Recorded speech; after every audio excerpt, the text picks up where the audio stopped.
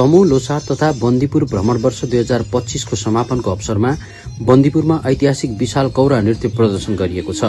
बन्दीपुरको टुँडीखेल स्थित खुल्ला मैदानमा आयोजित कार्यक्रममा एकैसाथ 1000 भन्दा बढी कलाकारले कौरा नृत्य प्रस्तुत गरेका थिए।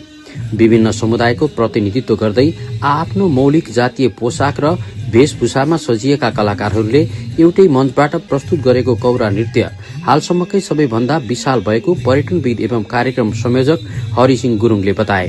उनका अनुसार यो प्रदर्शनले तनहुँको सांस्कृतिक इतिहासमै नयाँ कीर्तिमान स्थापित गरेको छ।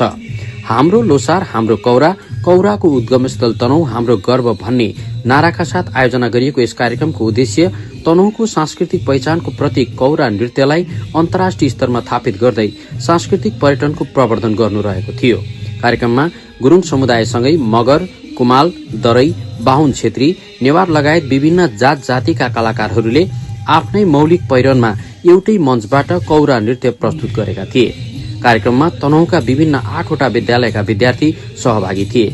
साथै भिक्टोरिया डान्स स्कूल, बन्दीपुर तमु समाज लगायतका संस्थाबाट पनि सहभागिता रहेको थियो।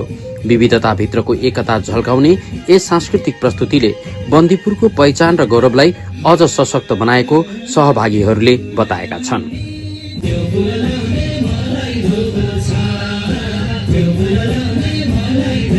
Thank you.